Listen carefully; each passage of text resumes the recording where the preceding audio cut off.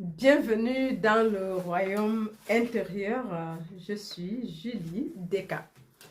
Alors, nous sommes en train d'étudier notre livre « Ta foi et ta fortune » par Neville Goddard. Et c'est déjà notre, je dirais l'émission, Neville Goddard tous les jours, en fait. Donc, et nous étudions le livre « Ta foi et ta fortune ». Et nous entamons aujourd'hui le 8e. On a vu le premier, le deuxième, Simon, après André, et ensuite on a vu Jean et Jacques, et les fils de Zébédée. Et après, on a vu Philippe qui veut voir le Père.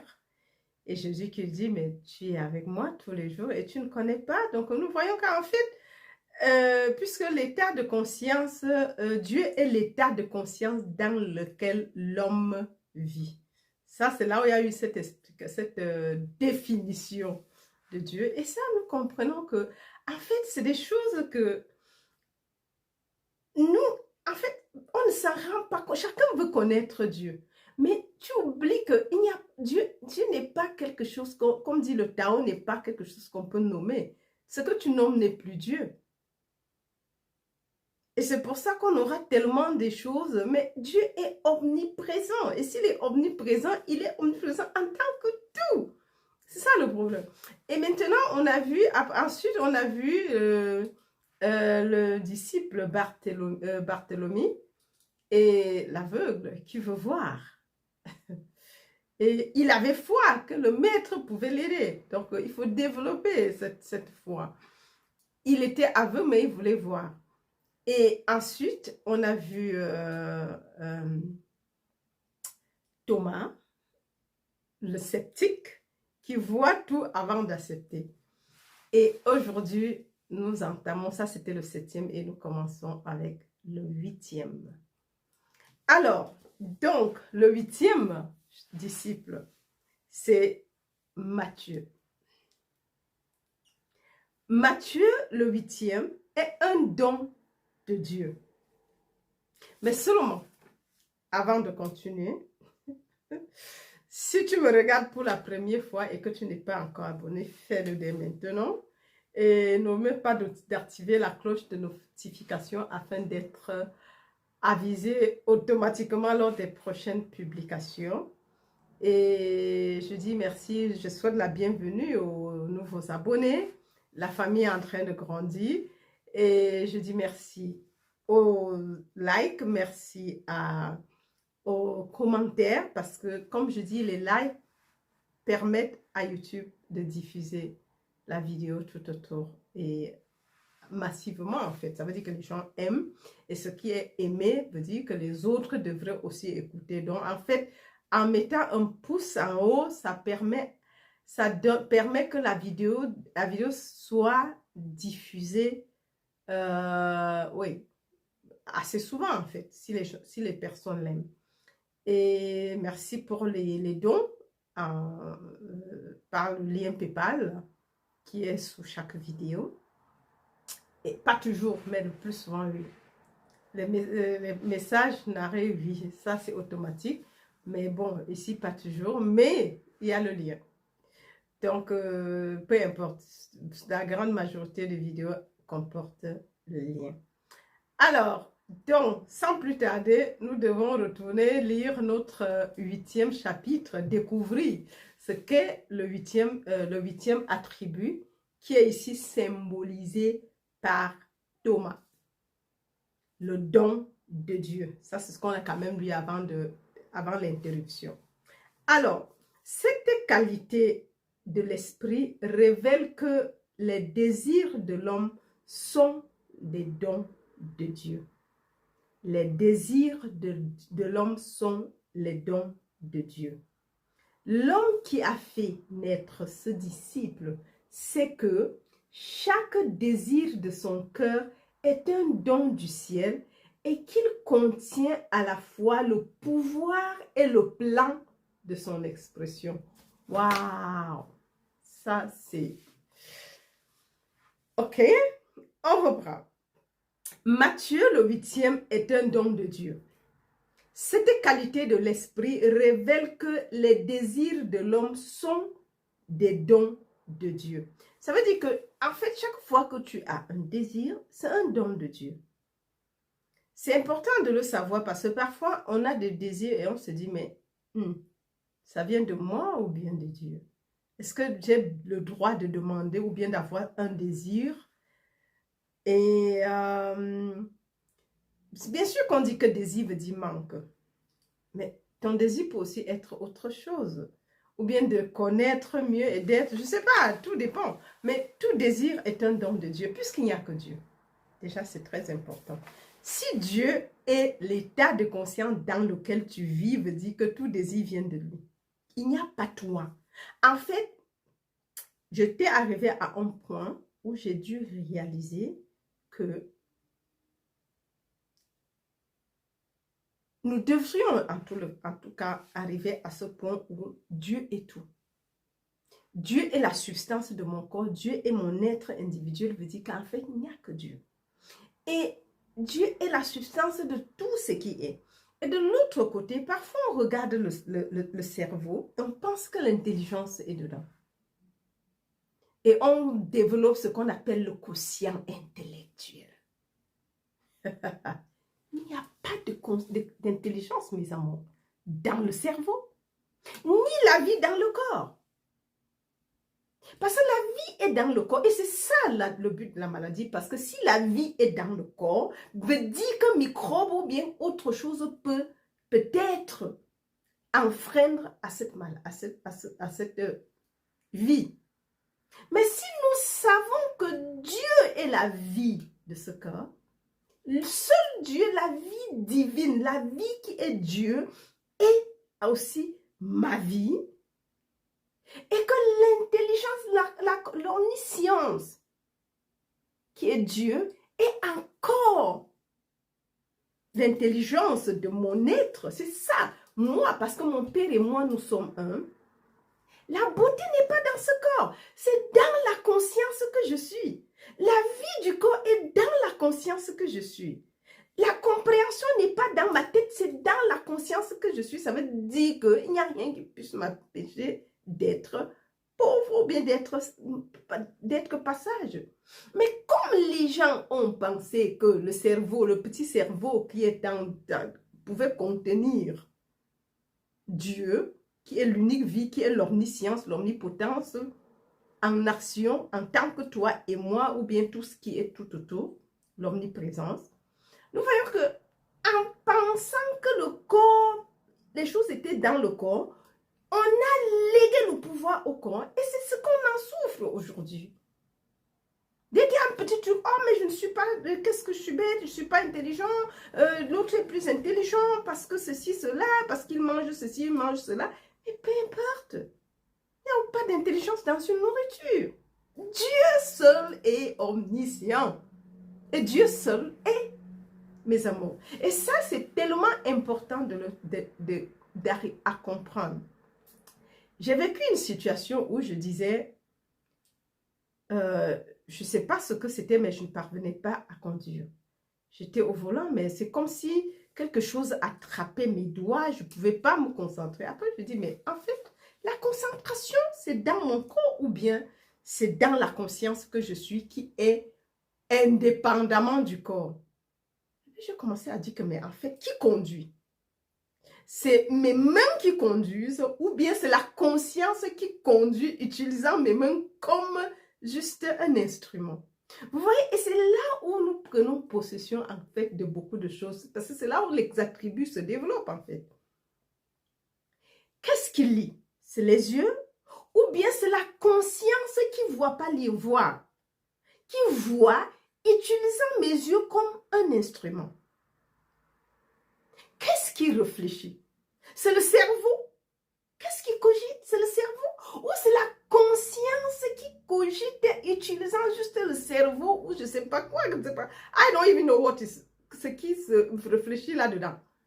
Comme instrument. Vous voyez, et c'est ça qu'on commence à léguer le pouvoir où le pouvoir appartient.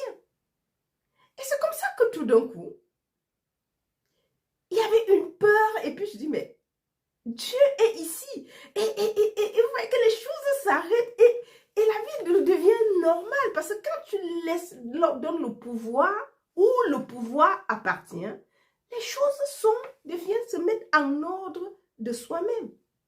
Qu'est-ce qui marche? C'est les dents? Beaucoup le diraient. Mais en réalité, ce n'est pas la dent qui marche. C'est le jeu, la conscience qui mâche mes aliments, se servant des dents comme des instruments. Sinon, un cadavre devait marcher, un cadavre devait voir, un cadavre devait continuer à réfléchir. Mais pourquoi ils ne peuvent pas réfléchir? Parce que le jeu n'est plus là. La conscience a cessé d'être conscient de ce petit truc à l'instant T, bien que tout soit conscience. Mais la conscience qui réfléchit n'est plus là pour réfléchir, pour marcher, pour voir, pour entendre. Pourtant, les yeux sont là, tout est là, le cerveau est là. Mais pourquoi ça ne peut pas réfléchir? Si c'est le cerveau qui réfléchissait, les cadavres devaient continuer à réfléchir, à parler, à faire tout ce qui est normal, indépendamment de la conscience. Mais le corps vit parce que la conscience est consciente maintenant d'être le corps et utilise ainsi le mouvement les bras, les articulations et tout. Mais la vie n'est jamais dans le corps. Nous sommes la vie du corps. Tu es la vie de ton corps, comme moi je suis la vie. Je suis pas. Et ce moi, ce je suis, ce moi, c'est le grand moi. Le je suis, c'est le nom de Dieu pour toute génération. Ça veut dire qu'en fait, ça n'a rien à voir avec la personnalisation. C'est le je impersonnel, en fait. Donc, on continue, sinon on va beaucoup... ça va durer. Alors, l'homme qui a fait naître ce disciple, c'est que chaque désir de son cœur est un don du ciel et qu'il contient à la fois le pouvoir et le plan de son expression. On parle ici de manifestation, mes amours. Les désirs sont divins et de Dieu. Jamais de moi ou de toi. Parce que seul Dieu réfléchit. Seul Dieu peut avoir, c'est pas comme si Dieu peut avoir le désir, mais c'est la conscience seule qui est l'unique réalité. Il n'y a jamais de toi ni de moi. Ça veut donc dire que Dieu ne crée pas ne fait pas des chantiers inachevés. Donc, quand il crée quelque chose, la création est terminée d'ailleurs depuis. C'est pour ça que quand il y a un désir, ce désir naît avec son plan d'exécution. Tu n'as pas besoin de réfléchir par rapport à ça. Le plus important, c'est juste de comprendre que, oui, que ça va se réaliser en fait, de mieux imaginer, de discipliner. On a vu avec le disciple Barthélemy, de discipliner notre imagination. Et le tout est joué. Mais qui imagine? C'est le corps? Mais non, c'est la conscience. C'est Dieu. Parce qu'il n'y a que Dieu, mes amours. Il n'y a que Dieu. Même si les formes diffèrent de ce qu'on avait pensé que Dieu était. On a vu la dernière fois avec les 3 états de l'eau. L'eau liquide, l'eau congelée et l'eau à l'état vapeur. Lorsque les molécules se disloquent, l'eau devient invisible. Mais ça ne demeure pas moins haut. Donc, mes amours, je continue. Sinon, on ne va pas terminer. C'est vrai qu'il est aussi tard.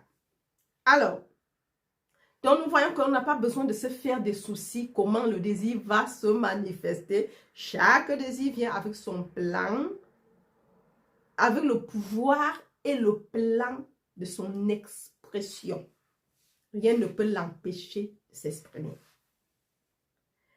Alors, un tel homme ne s'interroge jamais sur la matière dont il s'exprime, sur la manière, dont il s'exprime. Oui. Tu n'as pas besoin parce que ça va le faire. Quand il y a le désir et qu'il a été bien élevé, bien sûr, l'imagination éveillée finit toujours par se réaliser. Tu n'as pas besoin de réfléchir pourquoi et comment. Puisque Dieu sait. Lui seul, il fait tout. Oui, quand on parle comme ça craint, ça sent un peu du fatalisme ou bien la victimisation. Non, c'est pas ça. C'est loin d'être ça. Mais nous devons savoir que tout désir n'est pas incomplet parce que s'il faut aller chercher un plan ailleurs et pour sa manifestation, ça veut dire que ce plan étant généré de Dieu était incomplet. Or, Dieu n'est pas quelqu'un qui fait des chantiers incomplets. Donc, ça veut dire que le désir qui vient avec tout ce qu'il faut pour le réaliser. Alors, et ça, tu dois en être conscient. Tu devrais développer cette capacité de comprendre et de comprendre. En fait, tel qu'il le faut, avec foi, bien sûr. Donc, il sait que le plan d'expression n'est jamais révélé à l'homme. Le plan d'expression n'est jamais révélé à l'homme. Waouh! Car les voies de Dieu ne sont pas à découvrir.